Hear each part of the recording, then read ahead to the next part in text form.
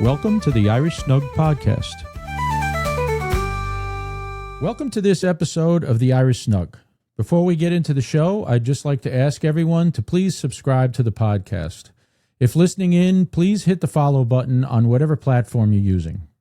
If you follow the world of solo piping, you already know the name Eric Stein. He's been involved with bagpipe competitions for almost 60 years.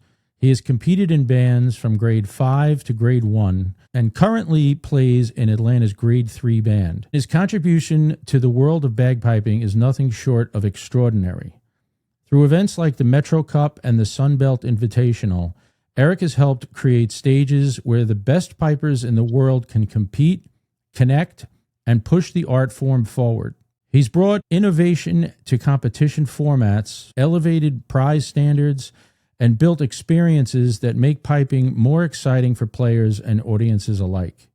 Today we're talking to one of the true architects of the modern solo piping scene, a man whose impact isn't measured in medals but in the opportunities he's created for everyone else.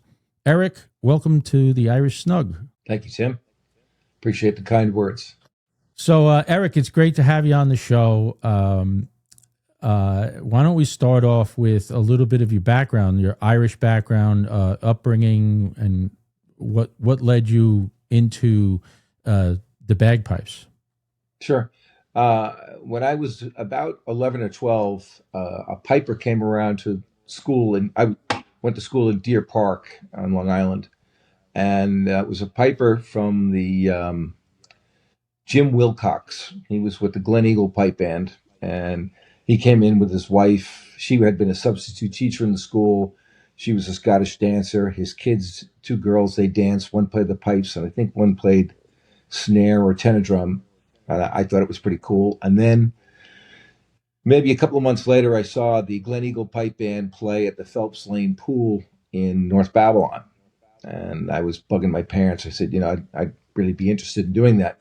Fortunately, they belonged to the Hibernians in Babylon, AOH Division II, and they had a pipe band that was about 4 years or so underway, all adult learners, but a good group. And so I joined there. I think I was like the third kid in that band because it was all adult men. The Saffron Kills Pipe Band. And at the time, there was no Hibernian Hall in Babylon. We used to go to Montfort Seminary over in Bayshore, and on a piece of property that's long gone, they sold it off. It was an old gym, and we used to go there on Wednesday nights. It was always very cold in the winter, and then on Sunday afternoons, there would be full band practice and marching out in the field, and that's where I started. Matt Close, who was the founding pipe major of Saffron, gave me my first lesson, and Ray Ledger, who was a pretty accomplished piper. He had been pipe major of Glen Eagle Pipe Band at one time. And Glen Eagle, I'm pretty sure, was a spinoff from the Amityville Band, Amityville Highlanders. Glen Eagle's guys were, I think, more interested in competing. I don't know how much they did, but that's where I got started. My mom was from Tipperary, Temple Moore, and my dad is half Irish, half German. His mom was from Crossmaglen in Armagh. But my dad was an only child, so I really didn't have any German influence. My mom was one of 7, and from my dad's maternal side, his mother was one of like 17 or 18. Not all of them moved to the U.S., but a number of them did. So they were aunts and uncles that I knew, so I really had Irish influence growing up. I was born in a hospital in Brooklyn, but lived the first few years in Queens, Ozone Park, and then we moved out to Deer Park when I was between maybe 3.5, 4 years old. Okay, yeah. So you're by the time you're 12 now, you're already really interested in the pipes. Usually, the younger kids learn pretty quickly. So how quickly did you learn? Yeah, I wasn't the quickest. I got my practice tenor, was underway. Then I had a summer trip across country with a bunch of kids, and I lost 3 or 4 months, and really almost had to start over again when I got back from that trip. But I really enjoyed it, and I made some great friends. There's some kids in the band, some more had come in. So I was very, very passionate about it, and I enjoyed the band. Was really we didn't. It was really a street band at the time. They did a few contests, but it would have been like the Hunter College Fesh. Would have been the big thing in June, and then eventually the Suffolk County Fesh. Years later, the Nassau County Fesh. But eventually, we got the band into playing on the Scottish Games circuit. That didn't happen until the early '70s. But by that time, I had caught in the bug. Was competing in solos. I had met Maureen, my wife, my eventual wife, is my girlfriend, and she's also a piper. So we were, traveling quite a bit. She was also an Irish step dancer. So any fesh that had piping, I make sure that I tagged along. And in fact, in 1971, the two of us she won the junior piping, I won the senior piping at the Pittsburgh Fesh. It's kind of a big deal for us at the time. Sure. But we've always played, always competed, and just really enjoyed it. And it was actually the Metro Cup was actually Maureen's idea. We were driving back from the Capital District Games in Schenectady at the end of a season in probably 85 or 86. You know what? Hold on. Let's get into the Metro Cup in a second. Okay. You mind if we just back up a little bit? Yeah. I know that.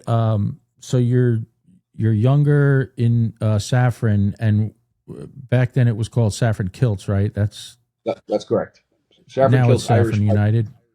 Yeah, Right. they changed Saffron Kilts, the Irish. Yeah, there was I was living in Atlanta at the time in '99 to 2000 era, and there was a big push in the band. They wanted to get away from Saffron and get to a tartan. Some of it, I think, was political. Some of it was it was very difficult. If you've ever seen a band wearing Saffron, it's a very difficult color to match up. I remember when it was Saffron Kilts. I remember the band's kilt. Yeah. Actually, I was always told when I first started. I didn't start piping. Well, I mean, it's 31 years ago now, but I started in the FDNY band in 1994. But I remember Saffron's kilt being, it's like that tan color, right? Wasn't it like a yellowy tan? Yeah.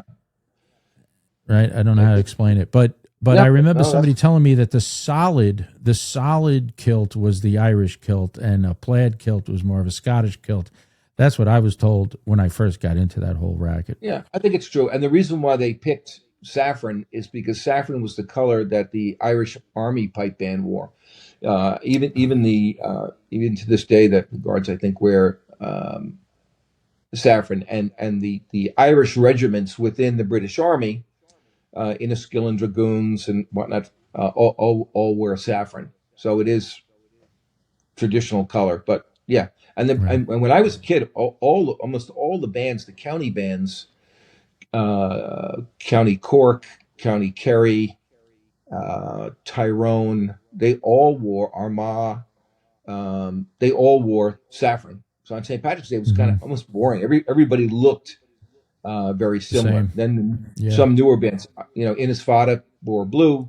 Now Rosendu wears like a burgundy. Claddagh from New Jersey wears green. But in Ireland, you'll see, there's still a few bands that wear solid colors. Fintan Lawler and certainly St. Lawrence O'Toole always wore green. Well, the FDNY band, our tartan, was designed specifically, even though it was never solid. We're an Irish bagpipe band, an Emerald Society bagpipe band. But they chose the tartan because every color in the tartan had a different meaning. The white is for the officers, the blue was for the firefighters, the green was for the Emerald Society, and the black was for the firefighters we lost in the line of duty. And they created that tartan, that pattern specifically for that. For that meaning. Yeah. That was 1962 when they started. Yeah. Probably the same year as Saffron. I think that was the same year. Yes. 62. Does that sound right? Yeah. 62. Yeah. Yeah. So now you did you go to Iona College? I did. Went to Iona, played in the pipe band in bit in my freshman year, maybe just a touch in my sophomore year, but I was working full time, working my way through school, paying for it, so I didn't have time to commit to stay with the band. Plus I was still playing with Saffron Kills, on the when I went back home weekend, St. Patrick's Day and whatnot. While you were with Saffron, were you competing solo I did at a young competed. age?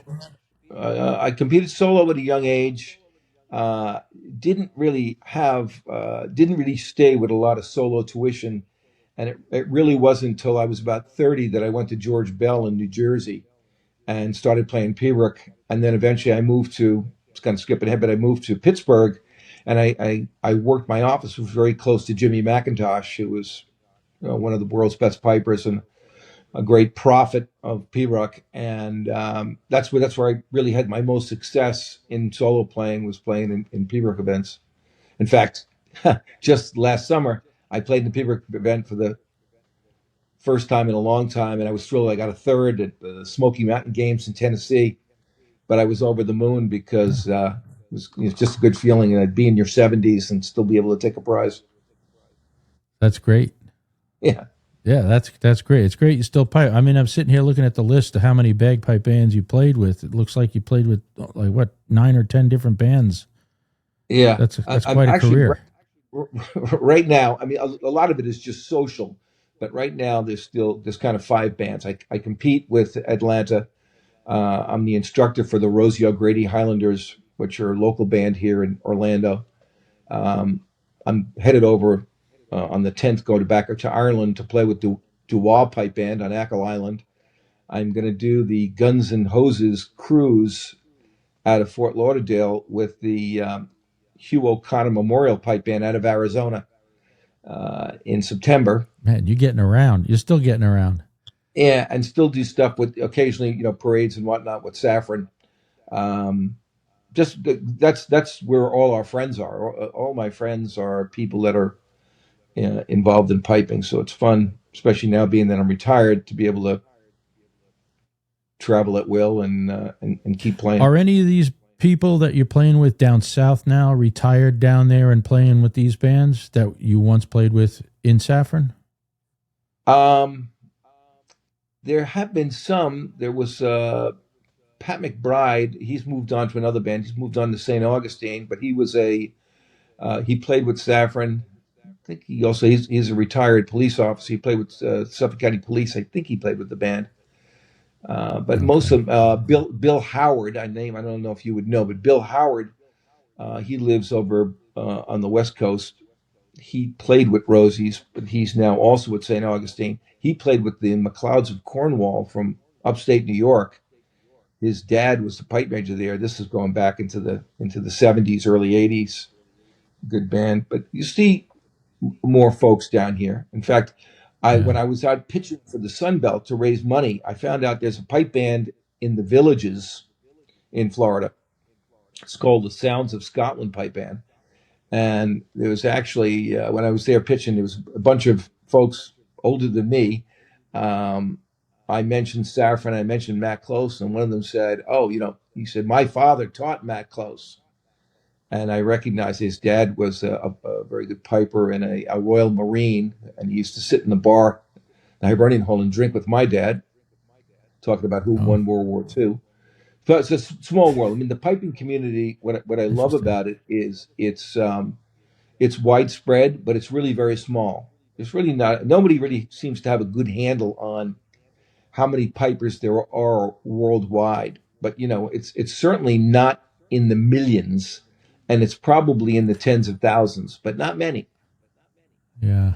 Well, I'll tell you what, if anybody's going to know, I would think it would be you, to be honest. I mean, of all the people that I know in the bagpiping world. Yeah. It's you're said to be a piping impresario. Yeah. I've heard that term. Yeah. How does one become a bagpiping impresario? I guess I just fell into it from, actually I got myself into trouble because I promised Maureen after we moved to Florida that I was done, retired, no more piping events. But during COVID down here, we were of an age where we couldn't take any chances of getting exposed to the virus. So we really didn't do anything for a year. Actually, I had 100 consecutive lessons from Terry Tully, 30 minutes a day. He had an agreement to keep him. He was isolated. He couldn't visit his son or his grandchildren. And we weren't traveling anywhere. So I said to him, how about we do this? To keep you busy and I can get a lesson out of it. You give me a lesson every day. Let me ask you. All right, hold on a second. Let me ask you this, Eric. I hope those lessons are free, being that he wrote a song about you, right? Didn't he write? He wrote a tune called Eric Stein. He wrote a tune. He did. 1990. We were at the World Pipe Band Championships, and we were hanging out with the St. Lawrence O'Toole crowd and another band, St. Joseph's of Clondalkin. And those two bands have very, very strong links. Terry's dad was pipe major of both of them at different times. And Terry had played in St. Joseph's as a kid. So that year, 1990, was a special year because the World Championships was a one-day event on Saturday, but the next day they had the Diamond Jubilee for the RSPBA. So all the bands played again. However, at that time, none of the Protestant bands would play on a Sunday. So some of the big bands like Field Marshal didn't play the next day. It was a great contest, but St. Joseph's won the grade 2 on Saturday, and they had this incredible party Saturday night, even knowing that they had to play the next day. And all the guys and gals from St. Lawrence O'Toole were there as well. So while we're there having copious pints of Guinness, Terry leans over and says, "Hey, listen to this," and sings da-dum, da-dee-da-da-da-da-dum. He said, "That's a tune that I've named after you."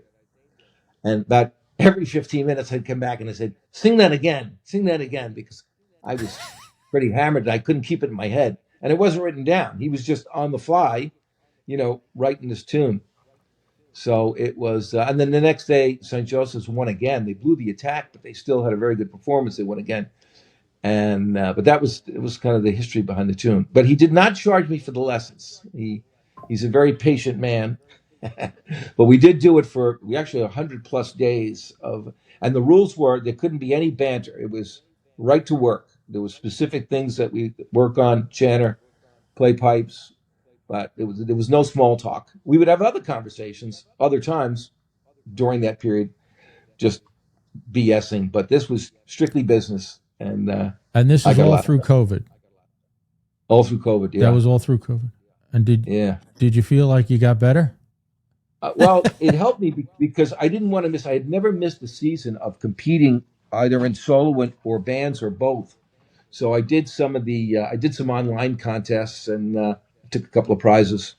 So it was it was good. It was good for the head too. Just that isolation. It was nice to play and interact and have it centered around piping. So when did you realize that you had this calling for building stages? So you started the Metro Cup. That was your first one, right? Right. And what year was that? Let's start a little bit about that.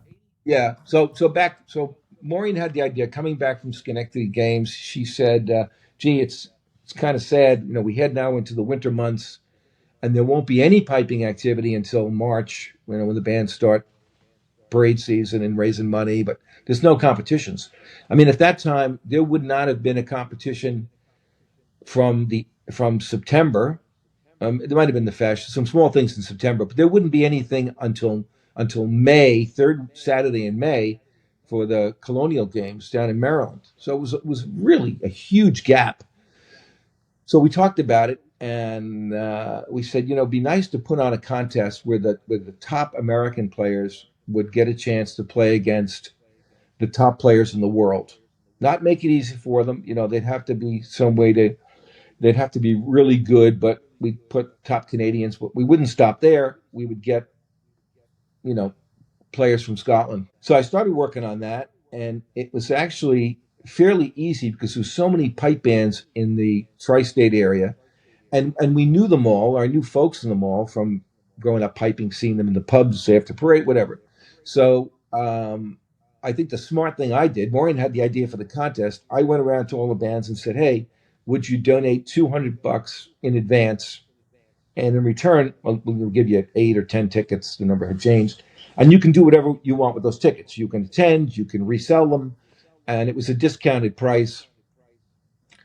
And I can't think of many, if any, bands that said no. And some bands, like the FDNY and NYPD, were extremely generous and gave $1,000 and also attended the event. Some bands gave the money and didn't even show up. And it was in the Hibernian Hall in Babylon the first couple of years. And it was the first year, Scott McCauley won it, and it was an incredible performance. There are VHS tapes of it. I mean, he was at the top of his game. And I had also, I would say, at the time, people thought it was a little going against tradition. It was a medley contest. It was not an MSR. There was no pre-work. I did that because, non-pipers have no interest in Pibroch. Even within the piping community, it's a small percent. Maybe it's 3-4% of pipers have an interest in Pibroch. And even the MSR, which I love, is, people find it boring. Medleys are what, had evolved in the mid-'70s in pipe bands and really kind of changed the game. So I thought that would be the best format. And I truly believe that it was. We moved away, and they skipped it. There was no Metro Cup in '89. We had moved out to Pittsburgh. And the folks that took it over changed it to Marshall's Bay Real Hornpipe Jig and eventually added a Pibroch. And later when we moved back, I was looking to get involved. Gordon Bell was the branch chairman, and he said, "Well, why don't you take it over?" I said, "No, that's not right." But eventually, for whatever reasons, he appointed me chairman, and I switched it back to medley, kept the Pibroch event, but made it a point to just bring in more and more great talent, and had a lot of help. I don't know if you know Bob Hanley. He's a retired pipe major from the Corrections Emerald Society Pipe Band. Bob Hanley, fantastic. I mean, Bob would bring in anywhere from 3 to 5 players from Scotland, put them up at his house, fly them over, put on a Friday night recital where they got to keep all the money from it. He didn't make a nickel. Very, very generous. But it was very, very beneficial to piping. We also, I really went over the top because then we were having years where we had 15, 16, maybe even 17 pipers. And it was a long day of piping. And, we weren't ending until we were doing the wards like 11:30 at night. So eventually we brought that down to a more manageable number. And what I learned from the Sun Belt is 10. So anyway, I moved to Florida and decided, gee, it's kind of boring. There's not much going on piping wise. Let's try to do that. The Metro Cup was not happening, and it was very disappointing.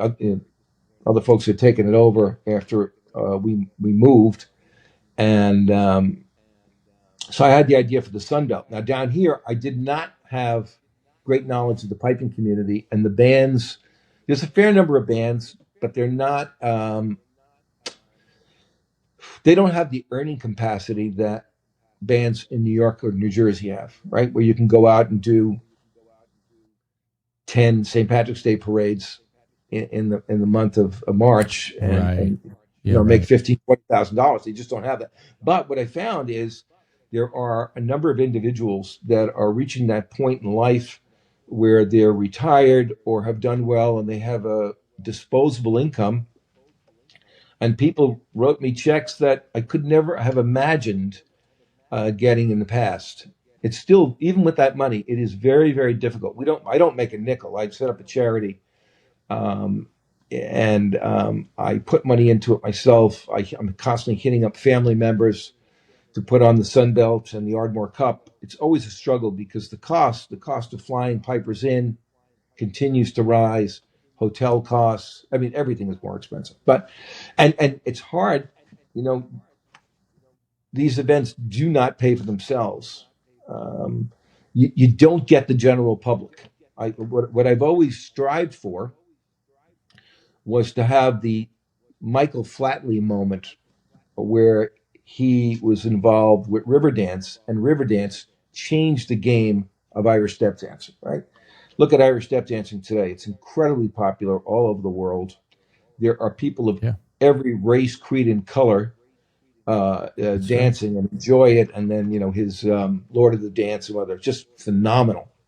So I had this other, I have a new thing that's been taking place in the semi or early final heats. And this year in Germany, I'm going to have the final in Koblenz, Germany, November 28th. If any of your listeners are interested, we're going to have the final of the European knockout, and it's going to be top amateur players. Right now, we have a player from Belgium, Netherlands, player from Germany, player from Ireland. There's a qualifier going on in another 2 months in Scotland. We're working on a few other countries: Poland, France, Spain, Italy. But it's I gotta be honest, it's like pulling teeth to get folks to play. I thought it'd be easier, but that's going to have a Eurovision type format where people will get to vote either in person or through streaming. Maybe they'll pay a couple of euros or something, and it's just a fun thing. Again, it's not a moneymaker, and it's just a fun thing to do. And I just picked Germany arbitrarily because Germany has a growing piping community. It's amazing, both bands and soloists. It's really growing, but it's not like Scotland or Ireland where it's embedded in the culture. But it's doing well. In fact, this year at the Ardmore Cup, we had a German lady, Anna Kummerlaw, who's an excellent piper, and kind of grew out of that German piping community. Do you see this thing that you're doing in Europe as like changing the global impact of bagpiping worldwide? I mean, in terms of like interest. Yeah, to be honest, I'm a bit discouraged because it's not a lot of folks. When I ask them, I'm trying to get other people to do things remotely in other cultures. It's a challenge. I think there's, I'm meeting folks, I'm networking through people that I know, but I think people are always suspect. Here's some American, pushing his way into our piping community. What is he looking to do? And what I explain is, I'm not looking to do anything other than promote the art of the bagpipe. And I thought it would be a fun thing to do that. It's not really catching on the way I hoped.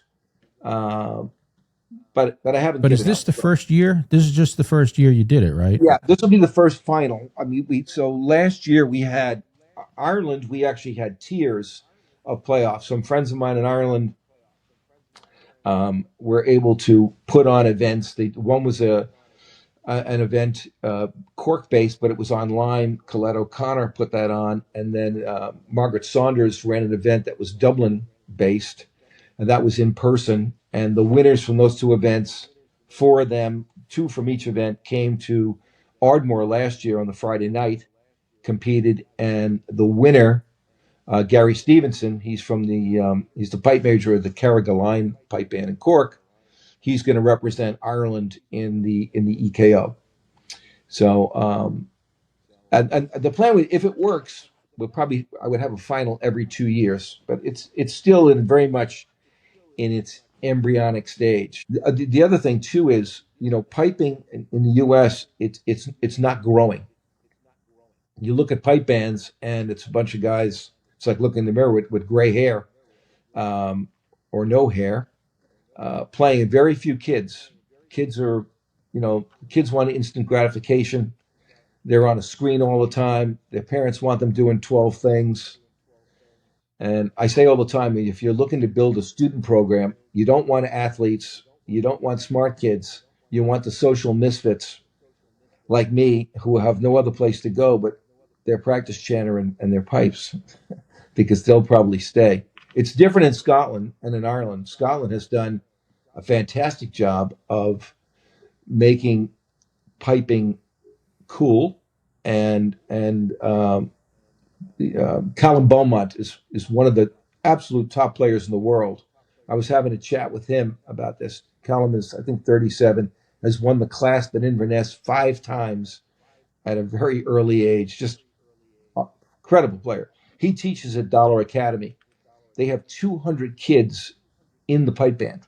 They have many more on practice chanters and pads, but they have Matt Wilson, pipe major of Field Marshal, runs the program. Connor Sinclair, another just gold medalists, top players teaching there. And Callum Yeah, said, those are big names. yeah, big names teaching at the school. Callum said when he was a kid, he was the only piper at his school, and people made fun of him.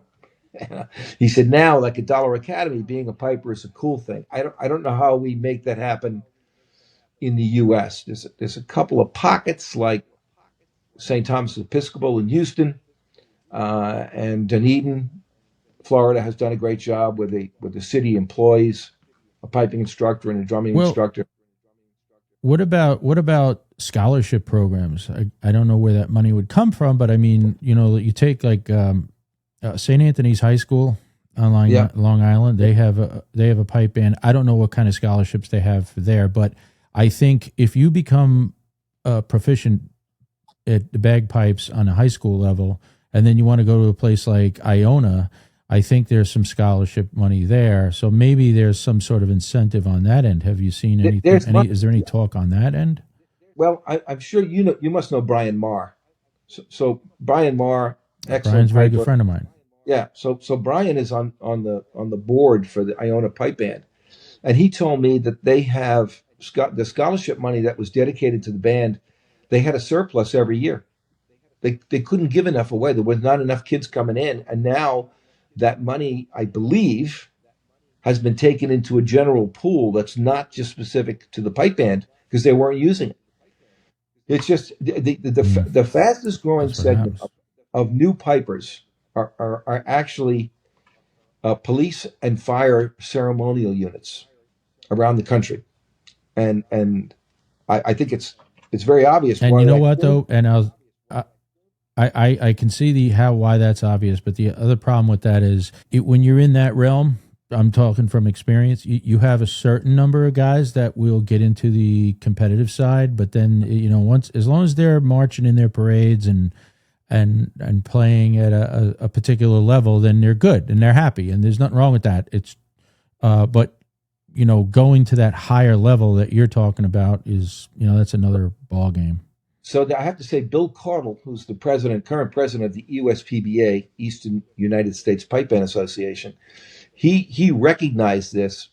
He was teaching at a workshop in Jacksonville, Florida, and most of the attendees were firemen from various parts of Florida, other parts of the country, and none of them, or very few of them, if any, had heard of the USPBA. So he was a bit shocked at first, and then, but what they've done is, how old are they? Like, what's the age group? What's the age group? These would be adult, I would say in the 30 to 50-year-old range of pipers learning the game. But what the USPBA has done, and I think is a great idea, is that they have the service band contests now. So they're just that they don't have. They could compete in grade 5 or 4. They could compete in any grade, but there's a special grade just for service bands. So it's getting them out. You see the Alabama police, and they're an amalgamation of police departments all over the state, the Carolinas. So it's a good thing. Now I believe the next step is we got to find a way to capture the imagination of their children, because that's the ones you want to get at an earlier age, and see if you can get them the bug about competing. And then, not that it's all about competing, but fortunately or unfortunately for the bagpipe, that's where a lot of the best playing is taking place. But and it was really, it was a great track. I'll give you an example. When I was young, my father had a practice chanter, and the old, I forget, remember the old green book with the the college pipe on the front. I forget who made that book. College Piping, Seamus McNeil. Yeah. So I had that, but I was a little kid. I was a little kid learning that and trying to teach myself the scale and everything, and what a D throw was and a burl. But then, you hit an age where you discover girls, and they're like, what are you're learning the bagpipes? What's that? It just, there's I don't know. That's what happened to me. Now years later, I get on the fire department. I learned how to play the bagpipes. But now a lot of the service bands will get and have like an in-house instructor, which is great. It gets great recruitment. Guys are playing. Guys are happy, and that's all that matters in the service department. Everybody's happy. But you get some people who want to take a little bit more. And in my particular case, there wasn't an in-house class at that exact time. So Joe Brady, you know, Joe was he was the fire department band instructor at the time. And Joe introduced me to John Chalmers. Now, John Chalmers was you must remember John Chalmers. Yeah, Worcester Pipe. He was my first instructor. He's the one who introduced me. Now again, at the time, I'm 25 years old. You know, this is 31 years ago. So I'm going to him. Now, he's the one that tells me what the EUSPBA is and how to sign up for, you know, the solo competitions and everything. And for some reason, I thought I was writing out checks to you back then. Were you a treasurer or something back then? I don't even know. For some reason, I remember that. But I remember, and I think it was like $2. I think it was $2 to be a member, or it was something cheap to be a member of the EOSPBA. But I did compete back then, and that was fun. And I wished I had done it when I was younger. But it is tough to capture the younger crew. Now, my son, I tried to teach him the bagpipes when he was younger. And it just, you know, it wasn't clicking at a younger age for some reason. But then when he was away in college, right before he was in high school. He was still in high school. We broke out the chanter, and he ended up, you know, doing well with it. Now he's a player. So, you know, that's a good thing. And I'm glad that he's doing it now and he loves it. But how do we get the younger kids? I agree with you.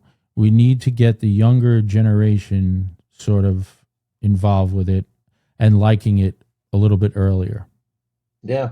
I was kidding with some pipers when I was in Ireland about we were having a serious discussion about this. And I said, you know, one of the things when I was a kid that, you know, the pipes catch your ear, but the uniform caught everyone's eye, you know, and especially at the time, all the bands in the wintertime were wearing number one dress, feather bonnets. It's very impressive. And that's gone away with a few exceptions. You know, I mean, the fire department, the police on St. Patrick's Day will be in full dress, but the expense and the lack of comfort in playing in those outfits. I mean, I competed in Scotland in number one dress. I think we did in '88. But that's gone away, and I'm not suggesting that we go back to that because it was a pain in the ass. But I'm not sure of the answer. I mean, we got to find something, some inspiration. You know, the things that, for example, you just actually hit a really good thing there. It is the comfort of the uniform. That's a big part of it. It is. I actually, you know, we have the whole big red thing, the Busby and everything. We only wear that certain times a year, but I got to tell you, I can't wait to take that thing off when it's time. You know who's done a lot, and traditionalists frown upon it. This young lady, Allie the Piper. I mean, Allie's out playing at NFL football games and opening up big concerts, and she's got millions. I'd like to get her on the podcast. Yeah, you should. Allie, we want you on the podcast. Get on the podcast, Allie. Fine piper. In fact, some old fart in Scotland was criticizing her playing. Now she's doing things for entertainment purposes and playing with, you know, rock and roll tracks and what. And I said to her, "Hey, she played in the George Bell Memorial Contest, Grade 1 contest at the Metro Cup several years and took prizes. She's a very good player. She's gone in a different direction. But to me, if what she does brings in one new piper, that's a damn good thing." And I also, this guy, I won't mention his name, but I said, "So listen, if you think she's a crappy player, I'll put on a online contest, you versus Allie, and we'll let the world judge who's a better player." I never heard back from him again. So, yeah, well, that's. But you know, yeah. But, what? We have to move forward. You got to move forward. You got to move forward. You know, it's been very, very hard, you know, to get bands to. They've experimented with having pipe bands compete on a stage, or, you know, forming like a crescent or something instead of playing in a circle with their backs to the audience. It seems a bit barbaric. I mean, that still goes on at the World Pipe Band Championships. They still use the same format. But I wish I had the answer. I thought I was doing something with this EKO thing to get more people involved and to Have make it fun. Have you ever seen that band? Is it Gaelic Storm or Celtic Yes, Storm? yeah, Gaelic Storm. Gaelic Storm. Dropkick Murphys, Gaelic Storm, Albanach, Seven Nations. There's been other Yeah. Scottish folk groups like Tanner Weavers that Yeah. have What? had pipers in them that are very high quality. I mean, gold medalists Yes. who played with Yeah. them. Connor Sinclair Yeah. plays with. But you're talking about bands that have been around since the '90s. Those Yeah. bands have been around since the '90s too. They're not any new bands. They've been around. No, And but, yeah. is there any bands behind them? Any newer bands? There are always things pop like the Red Hot Chili Pipers has been very very successful. In fact, I was having a chat on another subject, but Stuart Cassell was one of the founders. He was an excellent piper. He's retired from it, and Willie Henderson was a guy who also one of the founders. He played with Saffron. He played with us, guested with us in the Worlds a couple of times. A great guy. I mean, they tour. They're all over the world. I haven't had anyone come to me and say, "Hey, I heard the Red Hot Chili Pipers, and I want to learn how to play the pipes." It's not knocking them. I haven't heard it from Right. not hearing it enough. It's we tapped into something at Saffron for a few years, which I thought was going to be successful. Is that a kid came down and started taking lessons, and he was homeschooled, and his mom said to me. Like after about 6 months, he was doing pretty well. He said, can you write something up because my son will get music credit as part of his education that we submit in some homeschooling network with the state, wherever that works. So we did. And then I said, oh, gee, is there a network of the people? So she introduced it to a bunch of other parents. And the next thing you know, we had about half a dozen kids who were being homeschooled who were coming to Saffron for piping, and I think one was a drummer.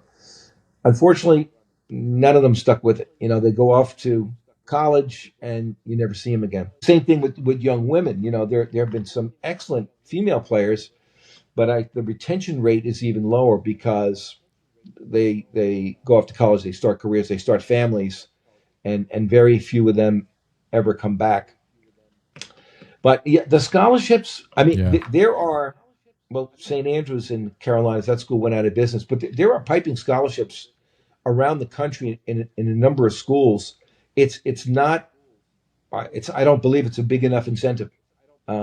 We tell kids all the time when they're coming in for lessons that but nobody seems to want to carry it through. And the Iona example is a great one. When Brian tells me, "Gee, we have more money than we can give away," that's really sad. That's telling. Yeah, that is telling. I'll give you another example that was bad is they don't do the Hunter Mountain Irish Festival anymore. The Hunter Mountain Celtic Festival. That was the biggest. That had a couple thousand pipers coming down the mountain, and that got people pumped up. But you don't have it anymore. That's right. 50 plus pipe bands. That was Joe Brady was the guy behind that. Did a fantastic job. Yeah. But they kept cutting back the people running it, and I think the property, I don't know if it got sold off or something, and they wanted to invest more in the German and the country western music festivals. I think also cracked down on driving and drinking, curtailed. I mean, that was when we first started going to that was a 4-day event. It started on Thursday. I remember a big highlight for us in Saffron is the Chieftains played at it, and we opened up for the Chieftains. We were all excited about it. It was kind of a cool thing to do, and later for Tanner Weavers. But yeah, I mean, a lot of competitions have fallen by the wayside. There's a guy right now, Gerhard Stubbe, who's from Switzerland, lives in New York City, who has had a Scottish Games in a park in Brooklyn the past 2 years. So it'll be in September again this year. And this guy has really worked his tail off to promote this. It's growing slowly. I know he's frustrated because it's hard to get folks there. It's in a New York City park, so he can't charge admission. but it's EUSPBA sanctioned, and it's kind of a cool thing to see. In fact, Maureen and I are sponsoring this year for his Grade 1 contest. The winner will get to come to Florida and play in the Sun Belt in our Grade 1 Sandy Jones Memorial event. But, really got to find more folks, younger people to get behind it. I always announce at my contest that I'm looking for a successor, a protege, somebody to work with me and to take over things because, I'm no kid and it won't be too long before somebody's piping at my funeral, and I don't want to see the contests go away.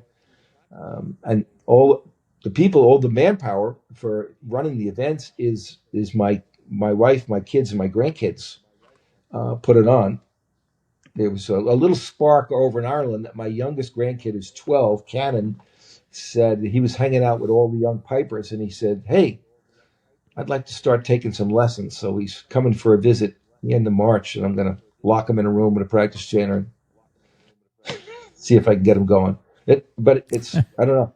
Very good. It would be good to get, I know the organizations like EUSPBA and other leadership, they're trying to do things all the time. So a woman whose name I don't remember offhand, she had a great idea that she had the idea to have a table at the Scottish Games, and she has instructors sitting there with a row of hygienically cleansed practice chanters and drum pads and sticks to get them in the hands of people who were kind of just walking by, buying fish and chips or looking at tartan to actually start piping lessons. And she mans these tents with local pipe bands.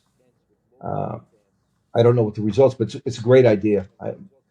I've tried going to on Long Island when I was pipe major at Saffron for 10 years. I went and approached local school systems, no interest, public schools. St. Anthony's has a great program, and that band is getting better and better. But the public schools, who's ever running the music program, they don't want any part of the bagpipes. They just see it as competition for a small talent pool, and they don't want anything to do with it. You got to find a principal who is interested or has an Irish or Scottish background that cares about it, because outside of that, it's kind of few and far between. Is there a reason that you would know that it is so successful at like St. Anthony's? St. Anthony's made the investment years back with Frank Riggio, a retired police officer from the Nassau Police. And Frank had a crew in there, teaching drumming and piping. And for a long time, the band, it never really seemed to do that well. Frank gave it up. Frank passed away, unfortunately. But a piper named Mike Saxer, who plays with Rojan is a very good player. He runs the program today, and that band is a very competitive Grade 5 band right now. It's very hard, as you might imagine, in a school like that, because most of them they're teaching from scratch, and by the time they get to the junior senior year, they're off to college, and you don't see them again. Maybe eventually they would have. But the pipe major of Saffron United is a graduate, Mike Scalia. He came from St. Anthony's, so they're doing a good job. We approached Bob Farrell, who's the former pipe major of Saffron. He tried to get something going at St. John the Baptist, but there was no interest. I mean, those would really be the best bet to find a private school. Years ago, like LaSalle Academy that was out in Sayville it was like a military school, would have been a good place. I think they tried once, but didn't get anywhere. What about Chaminade? Has anybody ever looked at Chaminade for it? Chaminade has like a piping club. I don't know if they've actually put out a band. There are a few pipers there. There's a young fellow who plays in Saffron who goes to Chaminade, and I think he's done some gigs with a few kids there. What's the one? Zavarian in Brooklyn High School has a pipe band. I don't know if it's currently active. When I was a kid, I mentioned earlier, like the Irish counties all had well, not all, but many of them had pipe bands. I mean, Tyrone was one of the best pipe bands around, and that was from an Irish county group. Yeah, There's it's this place slowly. like, yeah, it's slowly disappearing. I mean, Saffron's current program, Bob Farrell teaches a group on Sunday, but it's almost exclusively middle-aged men. Which, I mean, it's great that they're getting people in there, but there's very, very few kids, and So it's hard. that's the big challenge right now is how do we get the youth wanting to keep that type of their heritage going and playing the bagpipes. Yeah, I guess we I don't need know. some young rock star to play the pipes, and that like Taylor Swift or somebody or Justin Bieber or whoever. Maybe if Bad Bunny There's played the the pipes, idea. There, maybe if Bad Bunny played the pipes at the Super Bowl halftime, we would have derived some benefit. we there'd be scholarships all over the place. Yeah, Oh uh, God. you know, Hey, I'm listen, Eric. Let's go to one more let's go to one more sure. question here, and we'll finish this up. Just so you know, the reason I'm doing this podcast is exactly this: is I really want to kind of promote anything that touches Irish culture. And for us, I know the bagpipes very strongly associated with Scotland, but um, obviously it's very, very close to the Irish culture. Absolutely. Some might even say that the bagpipes started in Ireland prior to even going to Scotland, but that's another conversation. Of all the performances you've seen in whether it was on the floor when people were competing or in the bar afterwards, which one stands out to you the most? Is there one performance that stands out to you the most that sort of changed the entire room? I would say that there were several that really wowed. I mean, there were years at the Metro Cup where we would have 500 people in the room for the medley, especially the latter half of the medleys. Alistair Gillies, Gordon Walker, Alan Tully. Alan Tully had a performance one year in the medley that was phenomenal. In fact, I just realized this. Alan won the medley at the Sun Belt of this past year. He's the only person. He's won the medley at the Metro Cup, the Sun Belt, and the Ardmore Cup. This is a guy who's not a regular on the solo piping circuit. I mean, Alan, fantastic piper, pipe major with St. Lawrence O'Toole's, won the world. Won the world when his dad was PM. He's won. It's been highest second. Great piper. I mean, just crowd going nuts over those performances. But for myself, the most incredible piping performance that always sticks in my mind is in 1988. Saffron was over. We played at the Worlds in grade two, came in last, went over to Ireland. 1988 was the millennium for Dublin, the 1,000-year anniversary for the city of Dublin. And we had a great tour, and we were in Slattery's Pub on Capel Street in Dublin. And Terry Tully came into the bar, and I did not know him well then. He sat down on a little stool, like you often see in the Irish pubs. I had never seen anybody play pipes sitting down before. He had just come from teaching the St. Joseph's band, took his pipes out, put the bass drum in place, never touched the tenors, and played for 45 minutes. And I was mesmerized. One reason was the playing was phenomenal. The other was I didn't recognize one tune that he had played. And at that point in time, I had been playing pipes for Wow. about 25 years. And I'm like, who is this guy? And then if you read Bill Livingston's book, Bill Livingston describes almost verbatim the same scenario at the Todd Bar at the Worlds, after the Worlds one year, at Strathclyde University, where he heard Terry Tully. He had heard of him, didn't know who he was. And he describes it almost word for word of this guy comes in, sits down, and plays for half hour plus. And Bill didn't know any tune he was playing. Bill was one of the greatest pipers in the world, both band and solo. So Terry's a great friend, but to me, that's always been one of the most significant moments in piping. And now I see Terry's son and Terry's grandkids swept the prizes at the Ardmore Cup, 14 and under. And his granddaughter Freya, she's 7 years old. She won a set of pipes that were donated, playing on the practice channel. And she just won at the Leinster Championship. She just won again. She's 7. Unbelievable. I mean, wow. yeah. Anyway, to answer your question, there's been really so many great performances. And for me, that's what kind of feeds me to kind of keep doing the things. And I wish more people would go to them. I always get requests, oh, you should live stream it. And we tried that once with the Metro Cup. And you know what? It didn't work. Less people showed up. We didn't make any money. People today want a snippet. They want something they can play on their phone for a couple of minutes, and they don't want to sit. What you described of the post-contest activities, that's just as important as the great piping that goes on in the contest, is sitting in the bar afterwards and watching Stuart Little and Alan Tully tag team on tunes, or watching Alistair Gillies in his prime, or Gordon Walker, so many players. You could mention Angus McCall, now the likes of Callum Beaumont, Connor Sinclair, and some upcoming Grade 1 players. It's, to me, that's the magic, and the banter, to sit there in the bar.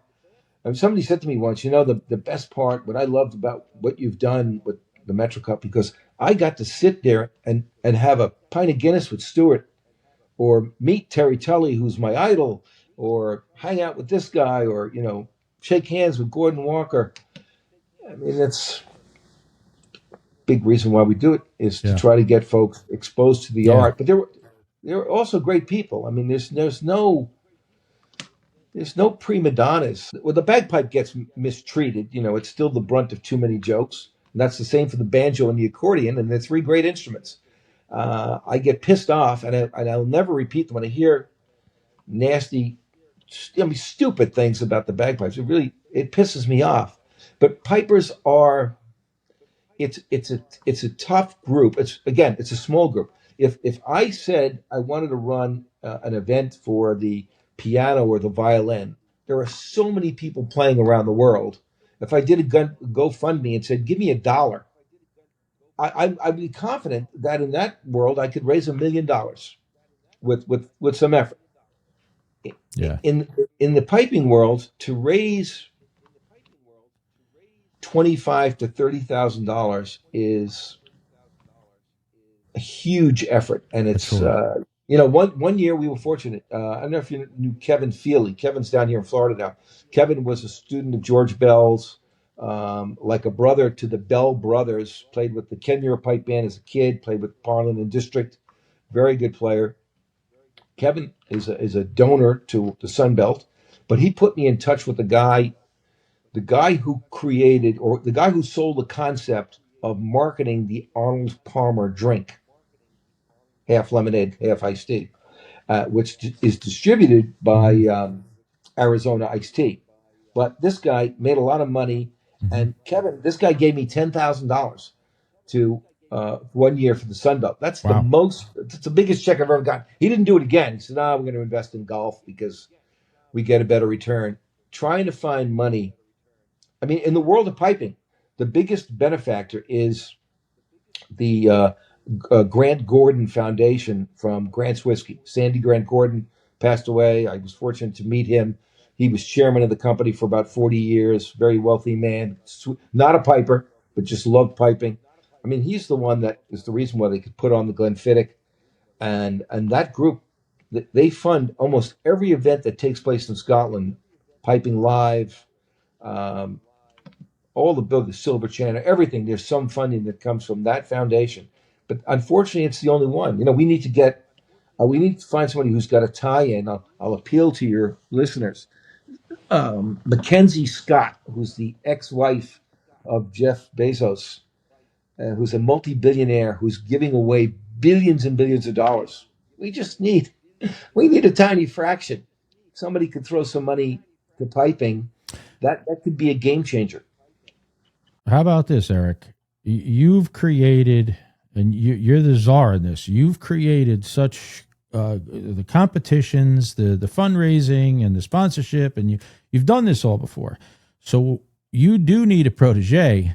So what if you ran a contest or something to actually get people to, like this Gen Z or even earlier, young kids now to figure out some sort of a startup thing that's going to create the interest. Maybe we're too old to think of how they think, and maybe it needs to come. It'd be like today, like the people who are coming up with great apps are young people. They're people that know, they know what the other young people are looking at.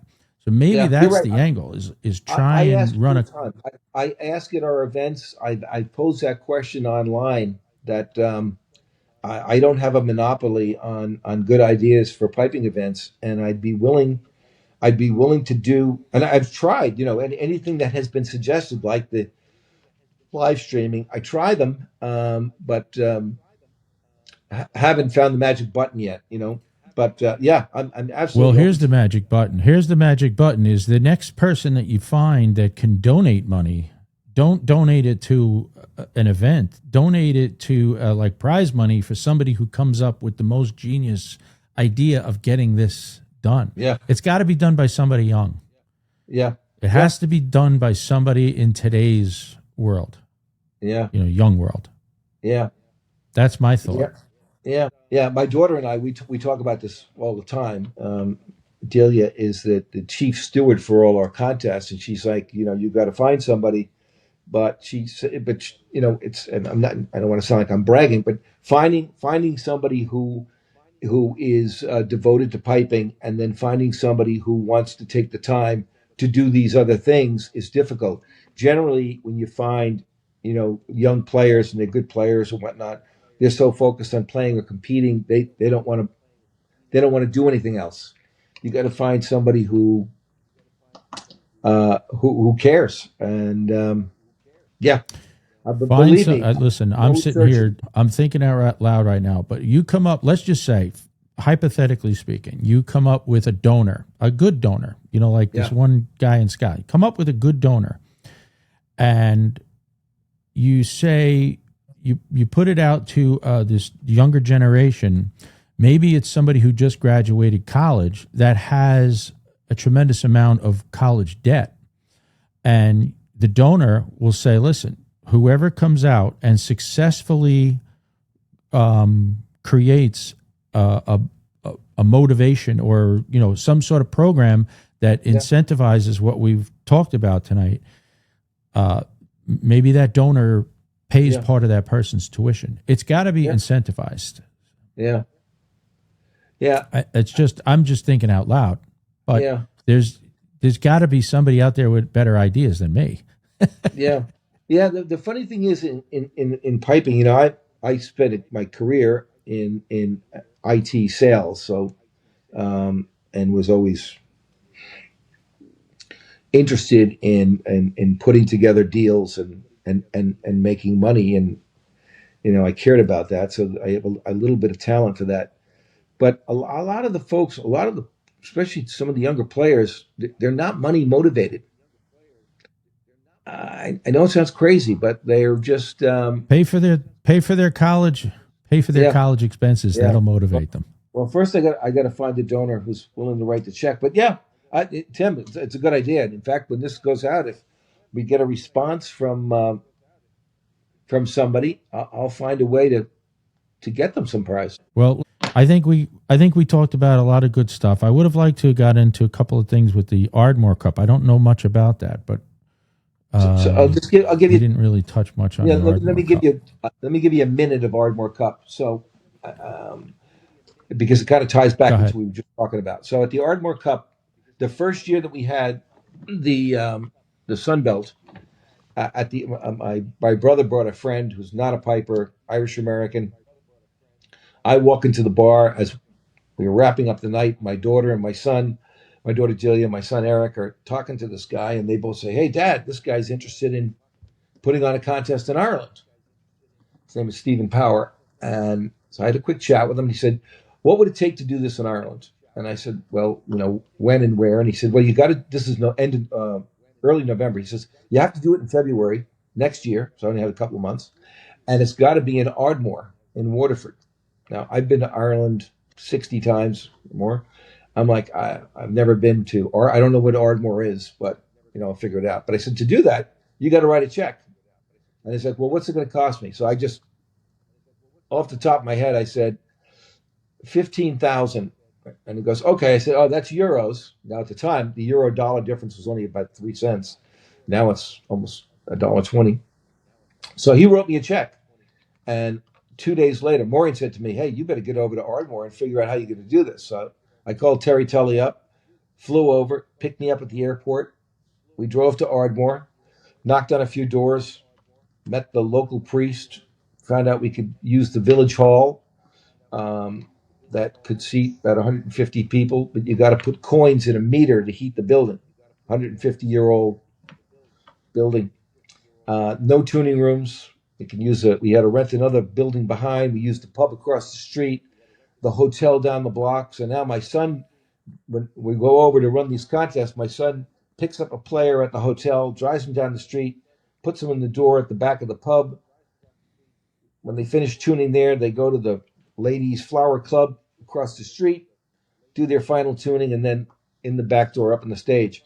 But we were able to put on a top-notch contest. I mean, this year we had we have players from usually Scotland, Ireland, Northern Ireland. This year we had Willie McCallum, greatest piper of the past 45 years, 9 Glenfiddich championships he's won.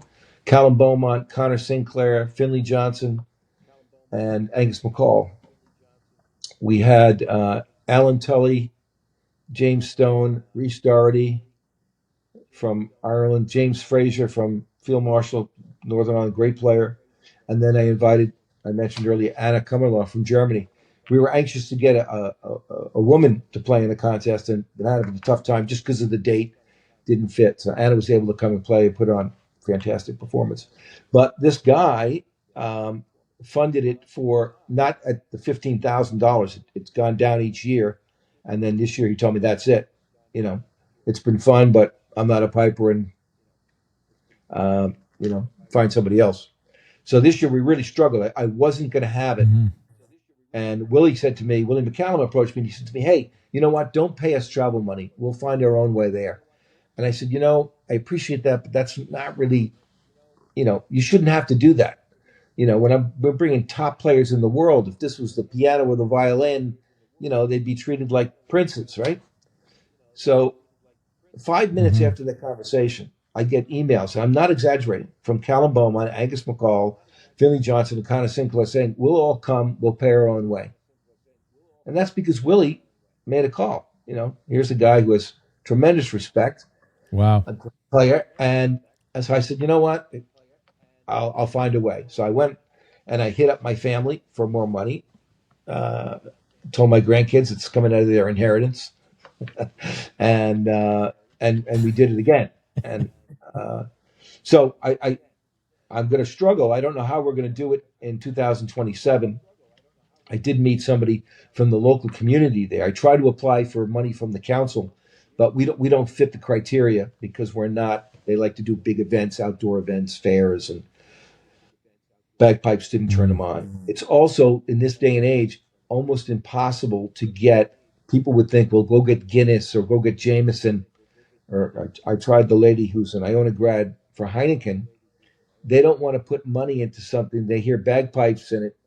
I think the image is, excessive drinking. Without saying it, they're like, "No, we're investing our money in responsible drinking things." So we got to find. I don't know the answer. We got to keep pushing and find. What if that was in a more? I mean, you said you never heard of Ardmore. What if it was in a place where there was? Yeah, so that's been a common request from folks. Killarney. Move it to Dublin Well, somebody approached me and said, "Hey, I can get a fantastic Yeah. venue for free in Dublin."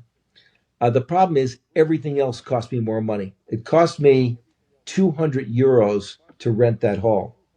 It cost me 15,000 to rent a hotel, like to do the Sun Belt. So that part is cheap, but to have decent prize money, and I cut it back a little bit to put them in hotels. The bills run up pretty quickly. To move it to Dublin would have some advantages, but it would also have some disadvantages. I'm not opposed to it. In fact, I'd get Shannon, put it somewhere near Shannon, because the way that you get the airport. Yeah. It's well, not the city. I had actually approached Dromoland Castle, but they're looking for well-heeled Americans who want to come over and play golf. The bagpipe thing doesn't turn them on.